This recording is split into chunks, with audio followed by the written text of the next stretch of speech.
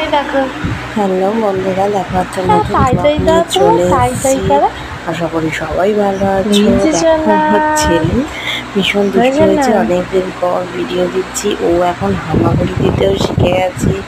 আর দেখো ও খালি ক্যামেরার দিকে কে দেখে, রে ক্যামেরার দিকে দেখলেই হাসে। গুল্লু রাজা তোমাদেরকে আরেকটা দেখো, এই ভিডিওটা হচ্ছে কি ভীষণ হাসছে।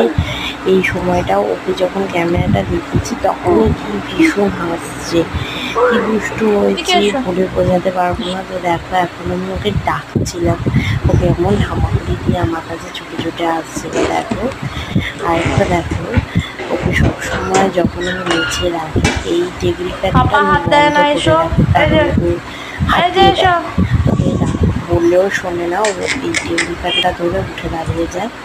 তো তারপরে এটা হচ্ছে ওকে খাওয়াবো বলে আলু সিদ্ধ আর গাজর সিদ্ধ দিয়ে আজকে করবো। আর একটু ডালও করেছিলাম, সেটা আর দেখাতে পারলাম না। তারপরে আমার ছেলের একটা প্যাম্পাস এসেছিলো। আমি বড় প্যাম্পাসটা কিনি, কারণ খুবই ভালো হয়, খুবই সুবিধা হয়, বারবার কিনতে হয় না। ওই ছোটো ছোটো প্যাম্পাসগুলো কিনলেই প্রচণ্ড বেশি টাকা চলে যায়। এক একটা প্যাম্পাসের দাম 15 টাকা করে। আমার ছেলের এই সাইজ লাগে। তো তারপরে বিকেলের দিকে রেডি হয়ে আমার বাপের বাড়ি একটু ঘুরে এলাম।